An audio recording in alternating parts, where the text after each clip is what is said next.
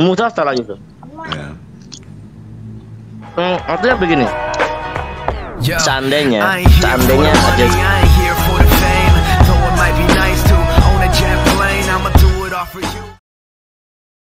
Musa salah Yusuf. Ya. Artinya begini. Seandainya Jazirah Arab pada saat itu seperti apa ya? Seperti daerah perlintasan, kota besar gitu, daerah pertemuan antara bangsa seperti halnya Palestina. Bisa jadi Nabi Muhammad tuh bisa banyak bahasa. Tapi Nabi Muhammad tinggal dengan orang Arab saja, dengan orang Arab. Iya, dia soal traveler kok, pedagang lintas negara kan? Enggak, begini Kang Moto. Kalau Allah menghendaki Nabi Muhammad bisa 10 bahasa, bisa. Kenapa enggak? Iya, tapi secara historikalnya background yang bisa mendasari hal itu, pijakannya beliau tuh waktu dari masa kecilnya memang sudah pedagang dari lintas negara. Kalau sekarang kan gitu kan. Tapi beliau nggak bisa bahasa gitu. Ibrani, beliau nggak bisa. Dan ada hikmah ketika Nabi Muhammad itu hanya mengerti bahasa Arab. Ketika ahlul kitab menuduh bahwa beliau telah mencontek, nggak bisa, karena beliau emang nggak bisa bahasa selain Arab, nggak bisa itu. Kan di Al-Quran kan ada ketika orang-orang Romawi yang berdagang ke Mekah masuk ke rumahnya Nabi dan berdiskusi bukan masalah agama, masalah perdagangan. Kemudian tatkala keluar, Abu Jahal dan kawan-kawan menuduh bahwasanya Nabi Muhammad telah menyampaikan wahyunya belajar daripada orang-orang Romawi, orang Nasoro. Kan Allah bantah, bagaimana bisa Nabi Muhammad belajar dari orang ahlu kitab, sedangkan bahasa orang yang Nabi dulu belajar adalah bahasa Ajam, sedangkan Al-Quran diturunkan dalam bahasa Arab. Ya kan? Ada yang Al-Quran tuh. Oh iya.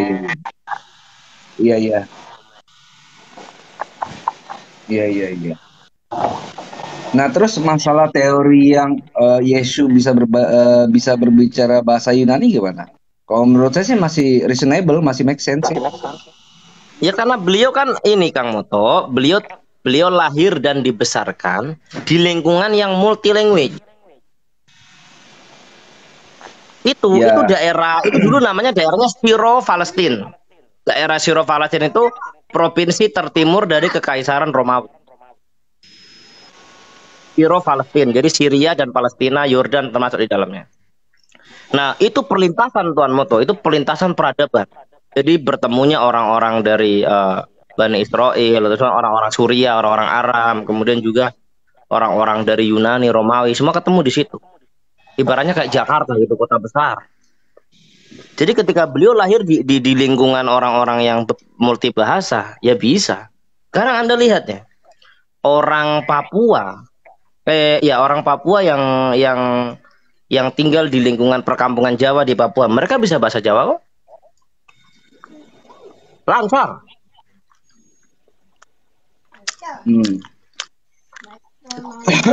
Iya, benar ya, karena melihat pada kondisi pada saat itu untuk bahasa keseharian menggunakan Aramaik, untuk liturgi menggunakan Ibrani, untuk kepemerintahan menggunakan bahasa Greek, untuk perdagangan menggunakan bahasa Latin dari Rom kan.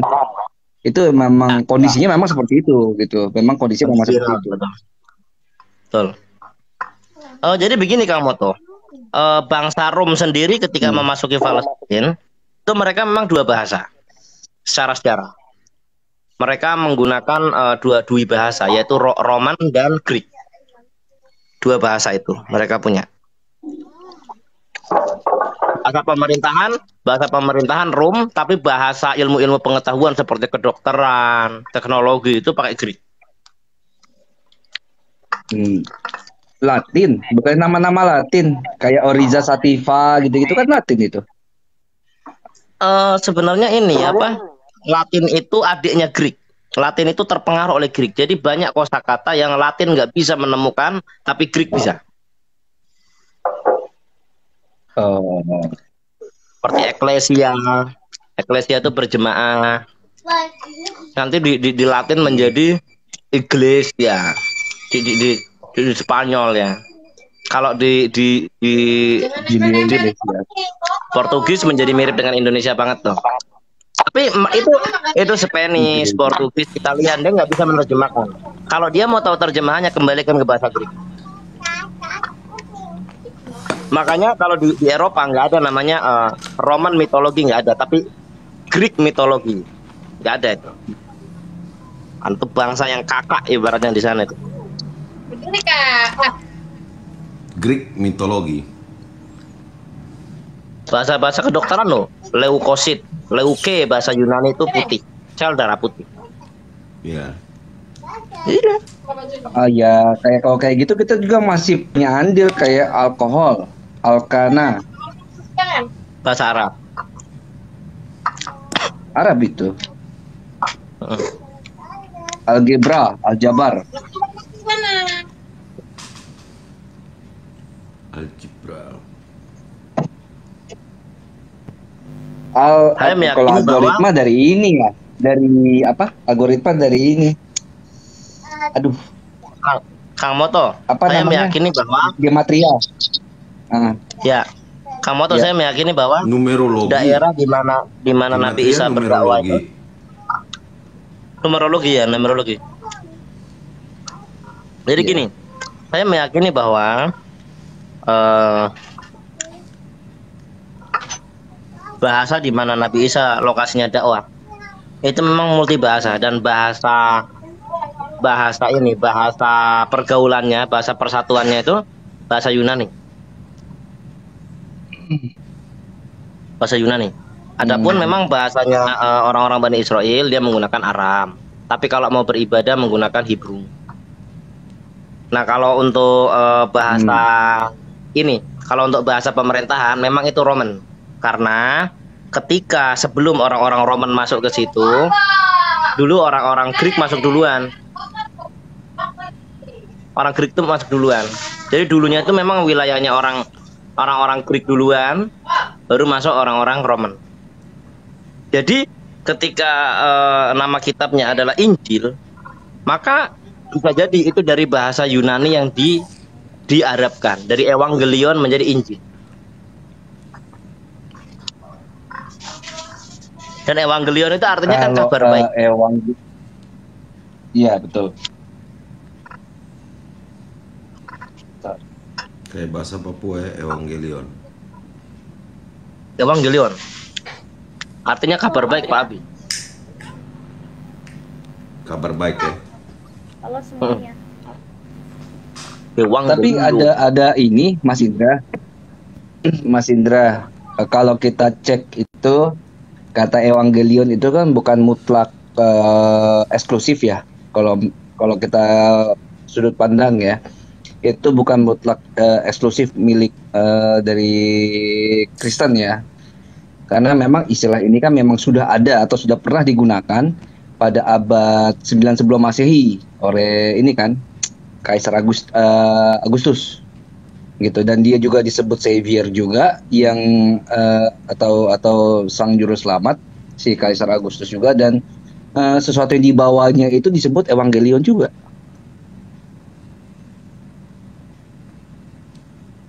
Bahkan saya pernah membaca artikel, Kang Moto.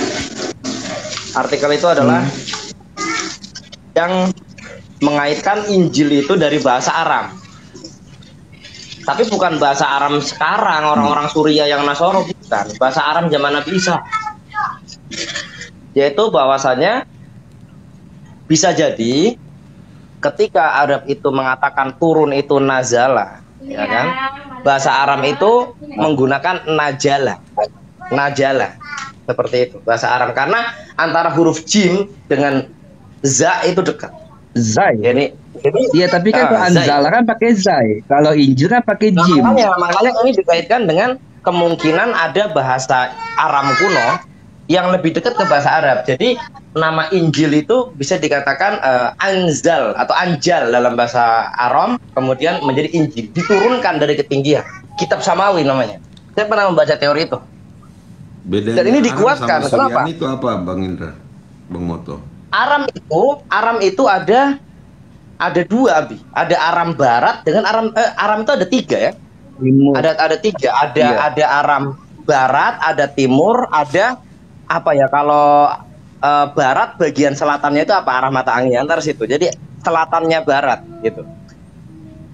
Nah, jadi Suryani itu adalah Aram Barat. Kalau kalau Babli atau Babilonia itu Aram Timur. Nah, kalau selatannya si Suryani agak ke sini dekat-dekat Arab Saudi, Yordan itu namanya Aram mata anginnya apa gitu, sekitar situ itu dialeknya beda. Itulah dialeknya yang menyebut Nabi Isa dengan sebutan Aiso. Dan ini paling dekat ke Jazirah Arab, menjadi Aisyah. Aiso menjadi Aisyah. Tapi secara aksara itu lebih dekat yang barat, Serto. Kalau kita lihat. Iya, sebenarnya mau timur mau barat. Sebenarnya bahasa Ibrani itu paling jauh loh. Karena Aram mau timur mau barat, hurufnya itu nyambung kayak Arab udah. Maka Paul Zhang itu pernah. Iya, depan tengah belakang dia. Dia pakai tulisan Arab gitu. Karena nyambung gitu. Kalau Ibrani memang beda sendiri, dia misah. Dia misah. Kalau menurut saya penulisan Ibrani itu justru lebih dekat ke Ethiopia. Ethiopia kan gitu Kang Moto, hurufnya bisa-bisa.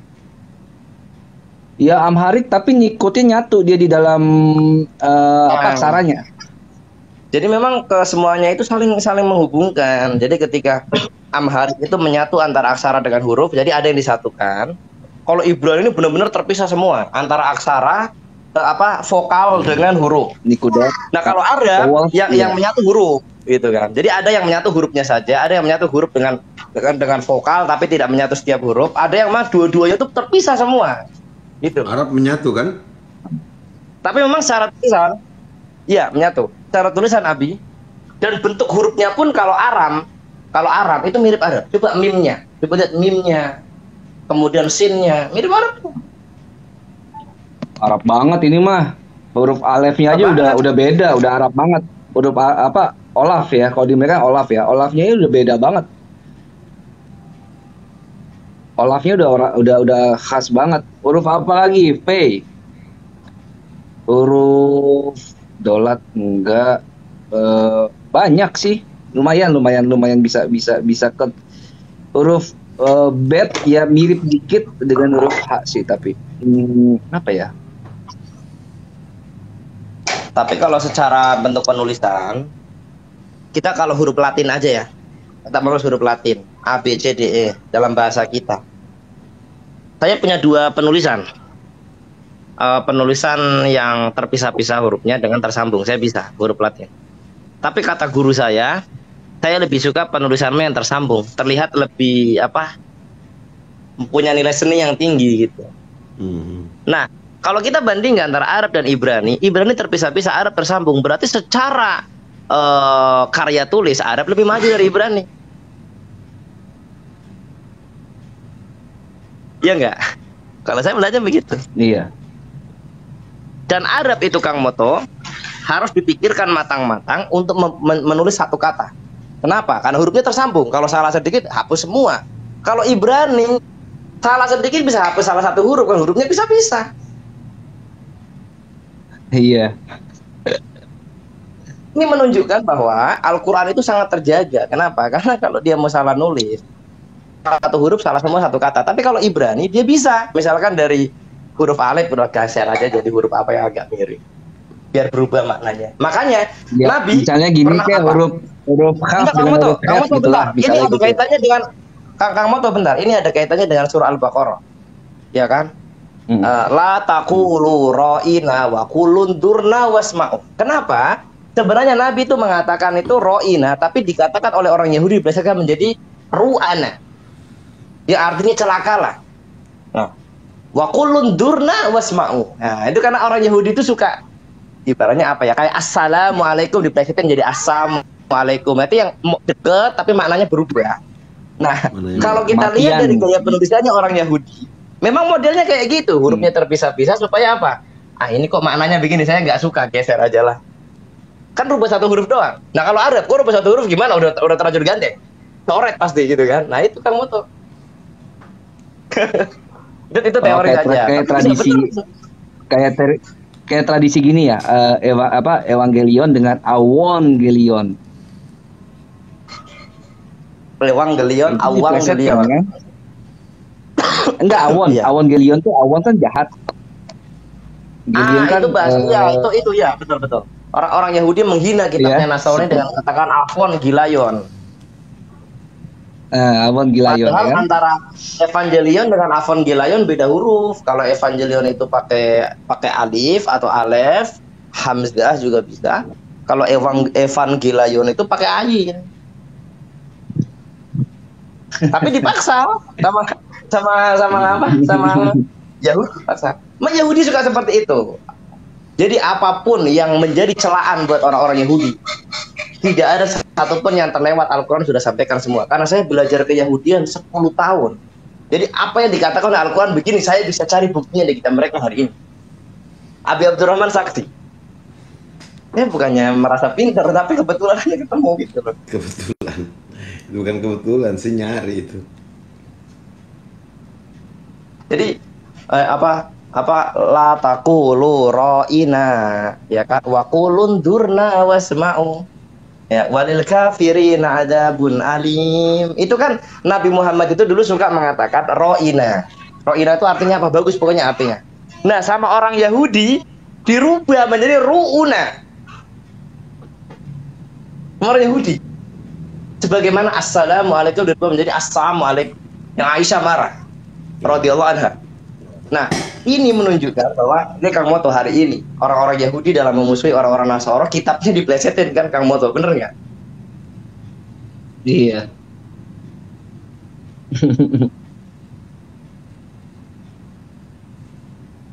Mereka suka merubah-rubah dari tempatnya. Mencampur adukan. Mencampur adukan. Bahkan Iya kayak Yesus disebut apa? Yesus, Iya. kenapa Yesus? Lanjut. Oh iya, Yesus disebut apa? Disebut Yoske kan? Yoske itu. atau kadang mereka mengambilnya dari bahasa Yunani yang ditafsir dengan bahasa Ibrani. Terus itu artinya kuda, artinya kuda. Lam yalbisu. Ini apa Akindra, hasil dari mamzar itu menghasilkan apa? Yoske. Makanya disebutnya Yoske. Gak enak saya ngomongnya. Aku bagikan lagi di si Al-Fakir, tapi dia nggak tahu dia ikuti atau tidak ini. Aku bagikan lagi barusan ini. Masih ada Aduh, harapan. tempatku aja lanjut. Tapi dia nggak respon. Harusnya kalau aku coba posisikan diri di dia sih.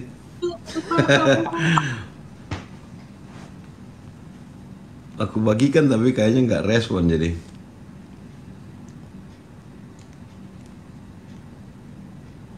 Bahasa Semit tertua, bahasa apa kata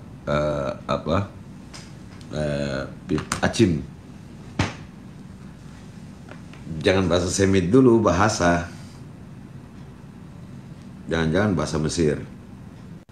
Paleo tapi.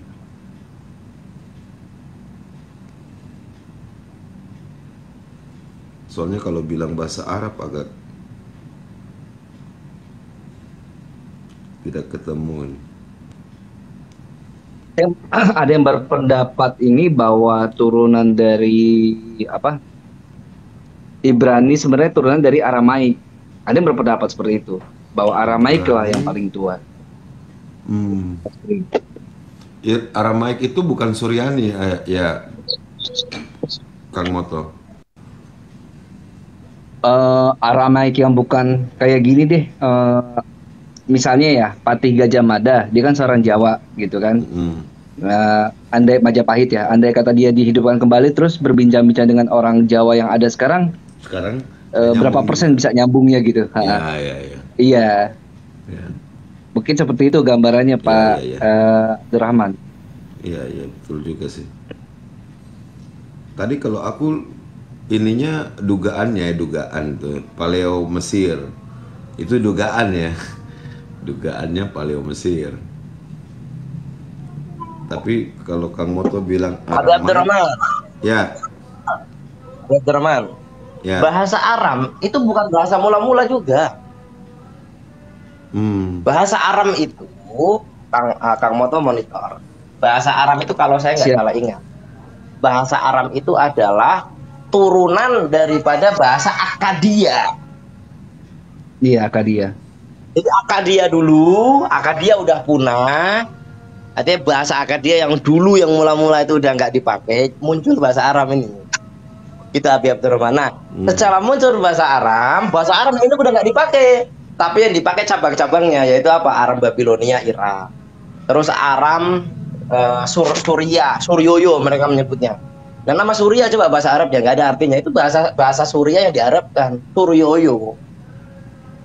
Suryoyo gitu kan. Kemudian juga ada namanya Aram Palestina, itu juga ada. Itu udah nggak asli bahasa Arab. Sebagaimana bahasa apa, Kang Moto? Bahasa Amharik ya. Amharik itu dulunya itu bahasa apa? Turunan juga itu, udah bukan bahasa asli. Bahasa Ethiopia udah punah, muncullah anak bahasa Amharik hari ini. Bahasa Amharik. Ada Kak Nona Cebi itu. Assalamualaikum Waalaikumsalam warahmatullahi wabarakatuh. Bib Acin, bukan Semit juga Akadia, tapi Akadia bagian dari Semit. Semit itu duluan. Semit duluan dari Sem berarti. Semit duluan. Sem tinggalnya di mana? Sem itu tinggalnya kalau menurut kitabnya Yahudi, Mimesha El Buaka Mesara. Jadi dari Mekah sampai ke Madinah, tempat tinggal yang awal. Sem. Yang awalnya. Iya, coba buka itu, tanya tukang moto, coba lihat Saadia Gaon. Ya kan, Mimesha El Buaka Sefarah. Nah, dari Mekah sampai ke pegunungan di sebelah utara, itu Madinah. Mana lagi? Madinah kan bergunungan kan? Sem itu yang menerjemahkan bukan. Dia punya dua berita tempat tinggal kalau aku dapat sih ya. Iya, Pak Abi begini. Mula-mula, ya ini nanti ada kolerasinya dengan sejarah Islam. Mula-mula tempat tinggalnya Syam atau Sem, anaknya Nabi Nuh. Itu adalah Mimesha El Buaka Sefarah. Dari Mekah sampai ke pegunungan di sebelah utara. Utara atau timur gitu. Pokoknya Sefarah itu Madinah lah, diterjemahkan oleh Saadia Gaon dari Mekah sampai Madinah. Itu tempat tinggal mula-mula. Nah, setelah itu terjadi kekeringan, sebagian orang-orang keturunan Sem itu sebagian ketika antara Mekah dan Madinah kering, ya, mereka ke utara, ada yang ke Damaskus, ada yang ke Babilonia. Kalau menurut Yahudi, saya nggak menurut Islam. Ya. Ketika antara Mesta dan Buaka Sefarah, Mekah dan Madinah itu kekeringan, mereka kemudian hijrah sebagian ke utara, yaitu kemana? Babilonia. Kemudian ke arah Damashek atau Dimas atau Damaskus ada. Kemudian ke arah Hebron, Kanaan, Yerusalem di situ ada. Kemudian ada yang ke selatan tuh ada. Yaitu kemana? Saya sebutkan Hazar Mawet. Hazar Mawet itu Hadromaut. Tapi antara situ sampai apa ya namanya? Aku pernah kemudian awal mereka tinggal Hadromaut di Hazar Mawet. Menurut mereka Hazar Mawet Hadromaut. Setelah itu baru anak-anak mereka semakin banyak akhirnya hijrah. Ada yang ke arah agak ke barat yaitu kemana? Seba, yaitu Sabah, negeri Sabah yang di sini mah. Gitu. Makanya dikatakan apa? Alladzina atainahumul kitaba ya'rifunahu kama ya'rifuna abnahu. Orang-orang itu tahu Muhammad itu siapa, nasabnya kemana, dia menerima wahyu dalam keadaan seperti apa. Terus kalau Nabi itu dakwahnya seperti apa, dia tahu sebenarnya. Tapi hanya karena satu saja, jadi gini, orang Yahudi itu etnosentrismenya tinggi. Etnosentrisme itu rasa fanatik kesukuan. Jadi mereka itu menolak Nabi Muhammad hanya karena apa? Dia bukan Bani Israel. Ya sudah, itu sama. Saya juga dengan Bib Acim sudah ngomong bahwa Arab pun demikian. Arabnya juga begitu, asobianya ini tinggi. Kemarin aku ketemu ngobrol dengan Bib Fanan juga, kesimpulannya begitu juga Bang Indra. Bang Indra kan yang bilang nggak apa-apa, emang nggak apa-apa kalau masih seperti Arab itu. Arab ada di hidung tuh. Dengerin Bib Acim tuh. Gini. Arab adat di hidung. Arab adat di hidung. Adatnya tinggi maksudnya. Ada di hidung. Seperti di hidungnya. Entah bagaimana ya Abi ya. Saya itu kan lebih condong ke kalau Arab kan saya nggak terlalu mendalami karena sama-sama mayoritas kaum muslimin. Ya saya tidak terlalu menukik terlalu dalam terhadap karakteristik orangnya. Nggak peduli lah whatever, yang penting sama-sama iman udah cukup gitu kan. Ditaruh di depan Tapi kalau maksudnya. Yahudi, tapi kalau Yahudi, saya 10 tahun mempelajari, memang mereka etnosentrismenya tinggi. Apa itu fanatik kesukaannya tinggi. Nah, saya pernah melihat Abi Abdurrahman di Israel sana, di Israel ada seorang Arab, Muslim, Arab Palestina, Arab Israeli, artinya warga negara Israel dari keturunan Arab. Nah, di tempat kerja itu, dia satu tempat kerja dengan wanita Yahudi, warga negara Israel. Nah, singkat cerita, mereka ini ya cinta gitu kan. Akhirnya mereka bersepakat nikah, perempuannya mu'alaf. Tahu nggak? Demo dua kubu. Coba, saya heran gitu. Kalau demo satu kubu nggak apa-apa. Jadi, Yahudi demo. Sampai akhirnya diturunkan IDF, Israeli Defense Force, tentaranya sana, diturunkan. Tahu nggak demonya? Dari pihak Yahudi mengatakan apa? Ini orang Arab. Kalau dia masuk agama Yahudi saja, dia belum tentu bisa nikahi putri-putri kami. Karena dia masih kelas 2 kalau di Yahudi. Dan dia bukan Bani Israel, dia goyim. Itu kan. Ini apalagi perempuan kita pindah mu'alaf jadi Islam. Gitu. Nah, ternyata di pihak Arab, di pihak yang keluarganya laki-laki, yang demo rata-rata perempuan. Dibilang apa? Ini saudara kami ini gimana? Dia masuk Islam, nikahkan aja dengan mu'alaf yang laki-laki. Dia kayak nggak ada perempuan Arab aja nikah sama perempuan Israel, coba bayangkan. Jadi dua-duanya itu kayak kepala batunya sama. Oh iya itu sudah. Ngerti nggak Mas? Ngerti nggak? Kalau nggak ngerti saya ulangi. Udah darah daging gitu. Kalau nggak ngerti saya ulangi. Kalau nggak ngerti saya ulangi. Jadi artinya apa? Kalau logika kita kan ini kan mu'alaf. Mau dinikahi sama orang Muslim kan biar dirangkul, apalagi perempuan kan butuh bimbingan. Tapi enggak. Dia punya ipar-ipar, dia punya sepupu-sepupu yang perempuan demo. Dia bilang, ini kan orang ini kayak nggak ada perempuan Arab saja nikah sama perempuan Israel. Kalau memang dia mu'alaf, mau nikahkan, carikan orang Yahudi yang mu'alaf juga laki-laki nikahkan, udah selesai. Ini kayak nggak ada perempuan Arab ya. Bagaimana itu? Itu bagaimana itu? Iya, jadi artinya serba salah. Jadi yang satu ngotot, yang satu ya. Yang Yahudi bilang gini, Abi, yang Yahudi bilang gini. Seandainya si Arab ini masuk agama Yahudi, belum tentu dia kita izinkan nikah dengan perempuan-perempuan kami. Karena dia ini kelas 2, dia goyim. Iya kan? Dia goyim ini kelas 2. Dia carikan aja orang-orang Arab lain yang jadi Yahudi, nikahkan sama-sama mereka. Sama-sama Arab tapi beragama Yahudi kan ada. Tapi yang Arab juga nggak kalah-kalahnya. Dia bilang ini kayak nggak ada perempuan Arab dan nikah sama orang Israel. Bayangkan. Padahal udah mu'alaf tuh.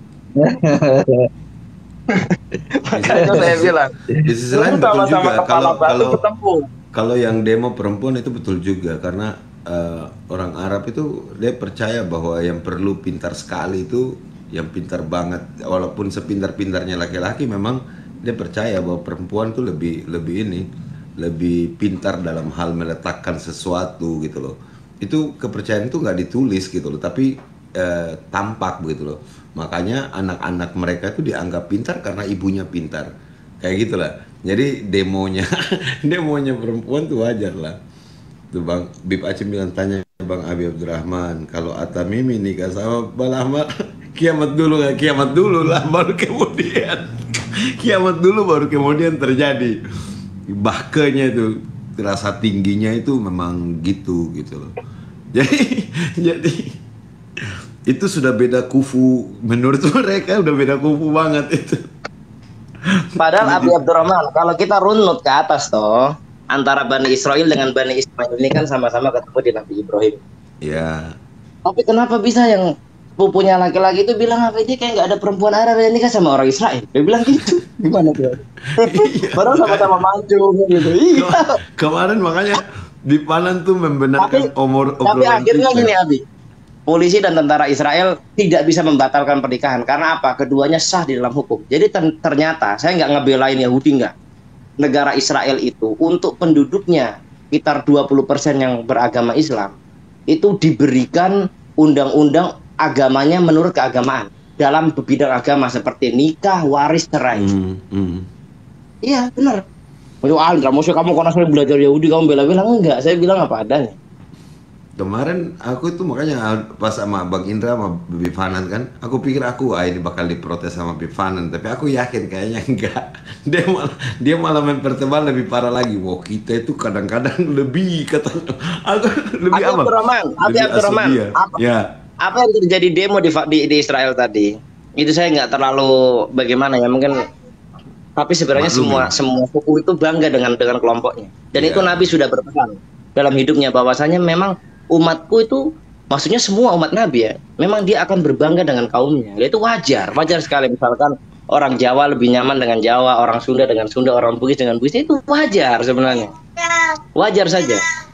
Nah, kalau kita bicara begini Abi. Aisyah radhiyallahu anha dengan Hafsah. Aisyah radhiyallahu anha dengan Hafsah. Pernah bentar dikit aja Mere. Aisyah dengan Hafsah pernah mengata-ngatai Sofia binti Huyai bin Akhtab, salah satu istri Nabi yang dari Bani Israel. Ketika cemburu dengan Sofia, karena Sofia ini adalah wanita paling cantik di perkampungan Khaybar, bahkan walaupun beliau janda, kecantikannya mengalahkan para gadis kan begitu. Nah, akhirnya disepakatkan Hafsah dengan Aisyah kan mengata-ngatai gitu, dikatai kamu kan Israel, kita kan Arab gitu. Kayak setengah bagaimana mengucilkan gitu. Kan coba istri-istri Nabi sampai begitu. Nah, sekarang orang-orang Palestina hari ini mengatakan ini saudara kita laki-laki kayak nggak ada perempuan Arab yang nikah sama orang Israel. Gimana itu Abi Abdurrahman? Tapi enggak sih, kalau saya bangga gitu kan, bangganya gini gitu kan. Seperti apa itu harimnya itu sudah anak taklukkan, udah titik udah itu no debat gitu. Dia titik di situ, dia bisa titik nih ya.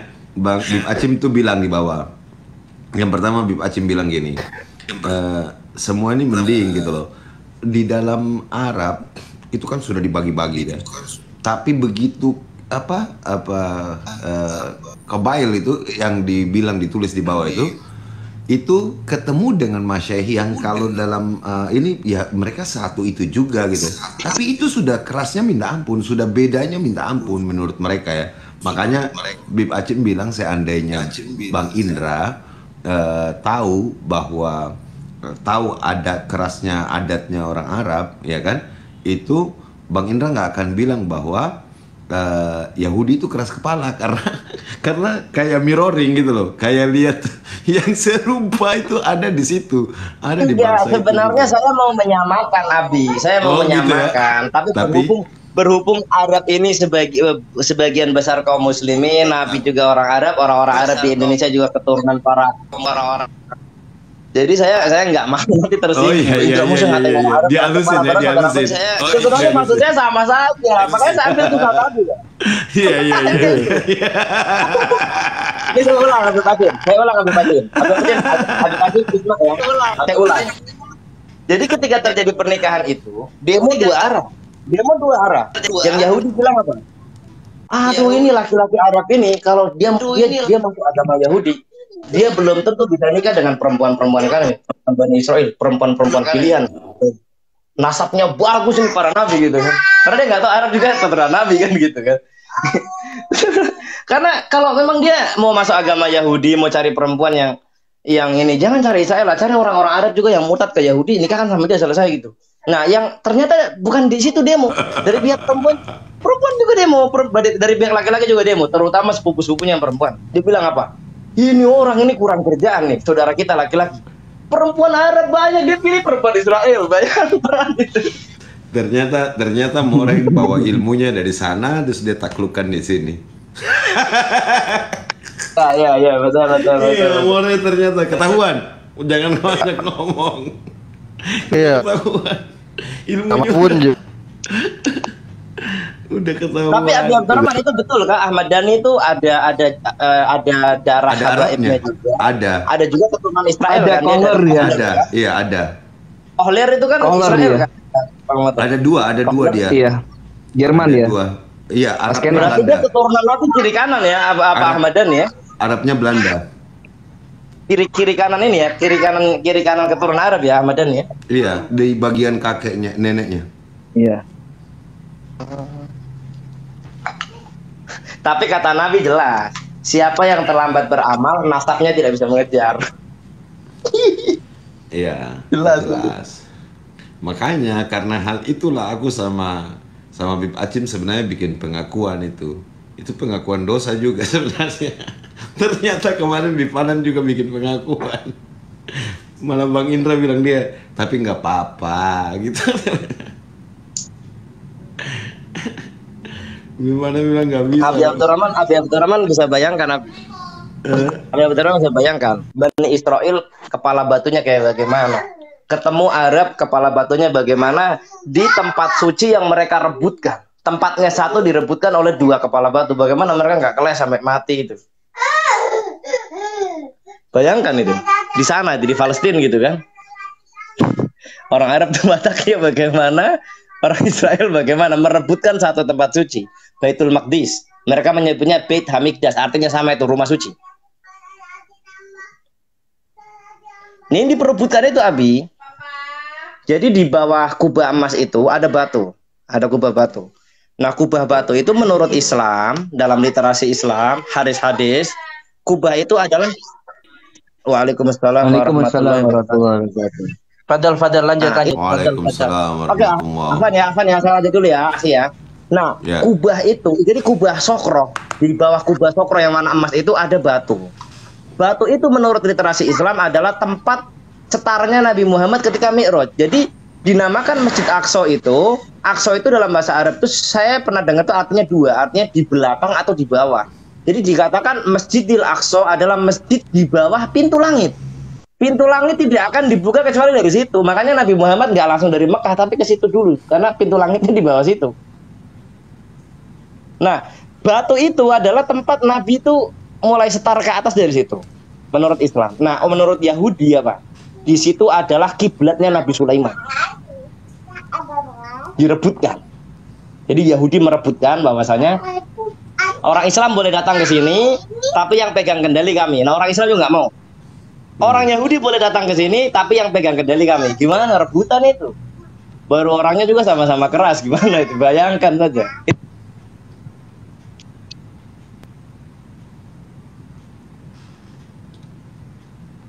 Ada apa ini? Ahlan Bang Hadian, ahlan. Ahlan wa sahlan juga, ahlan bikum. Ini ada apa? Cerita-cerita aja, Bib. Lagi cerita-cerita aja. Ini Bang, keterkaitan orang-orang Timur Tengah gitu antara Israel, kemudian Aram, kemudian juga Habsyah itu kan, kemudian Arab gitu. Itu Bang Hadian. Mungkin Bang Hadian saya kira lebih tahu lah dari saya lah tentang sejarah itu. Sejarah apa? Sejarah ini Timur Tengah dari zaman Nabi Ibrahim gitu. Dari zaman dulu sekali. Iya. Dan anak bukan ahli sejarah, makanya anak masuk di sini. Mungkin ada yang lebih ahli dalam sejarah kan. Kata Al-Quran, apa itu? Yang bertanya pada ahli ilmu itu ayatnya yang bertanya pada ahli ilmu itu loh, fas'alu ahla dzikri in kuntum la ta'lamun. Mungkin ada yang lebih ngerti daripada anak. Anak hanya bisa itu aja.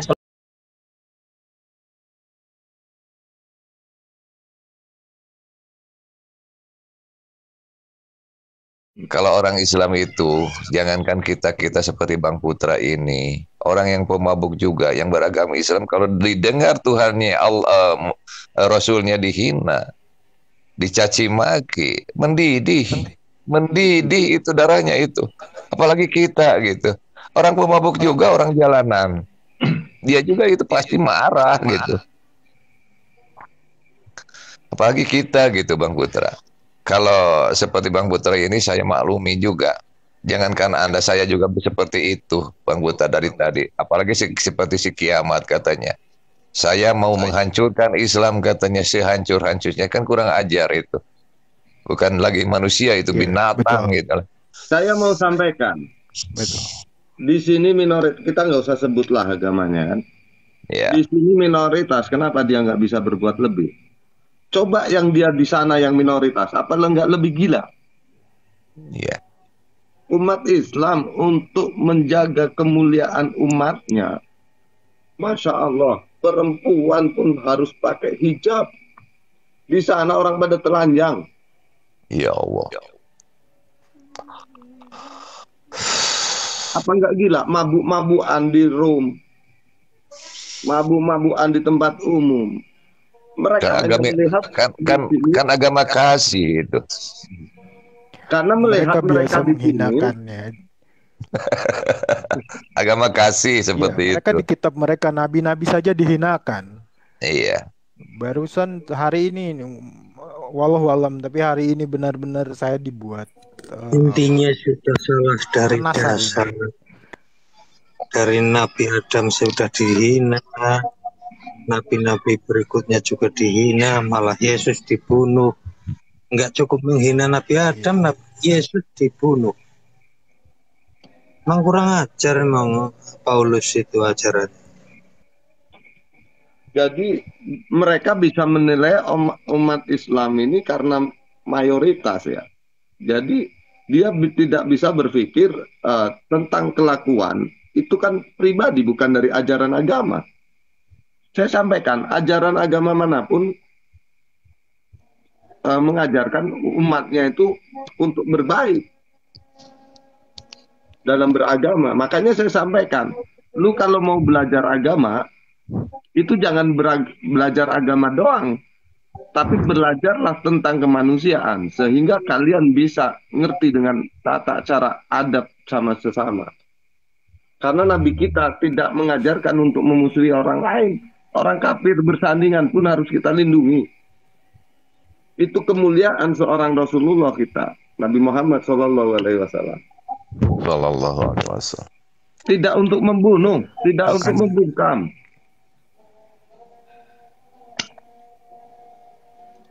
Mereka nggak sadar gitu. Rasul kita itu Masya Allah luar biasa, sesempurna-sempurnanya manusia.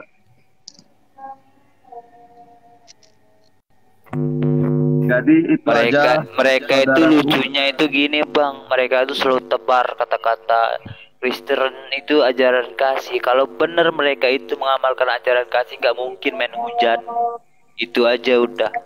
Dia kan pernah bilang sama kalau saya. benar ajaran kasih, bandingkan saja ayat perangnya mereka dengan ayat perang Al-Quran itu, waduh.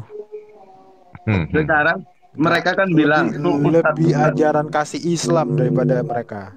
Mereka kan kalau kan senangnya yang perawan jangan dibunuh tuh.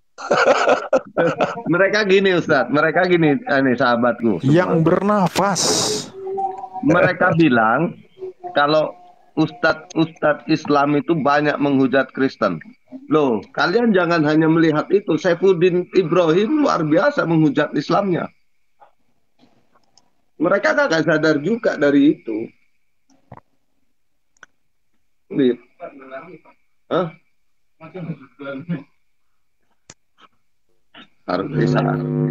Oke saudaraku, ana mohon izin, mohon ridho maafnya. Mungkin ada tutur kata yang salah, mohon maaf saudaraku semua. Oke, coba. Mau kemana Bang Putra? Mau kemana? Mau kemana?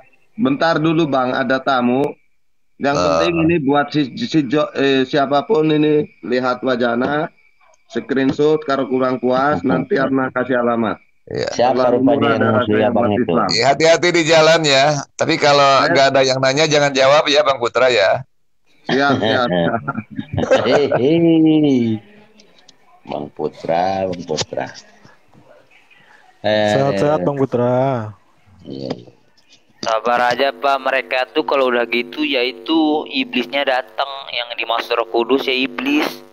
Kalau nggak mampu jawab, bulan terpojok keluar datu Roh Kudusnya berubah iblis.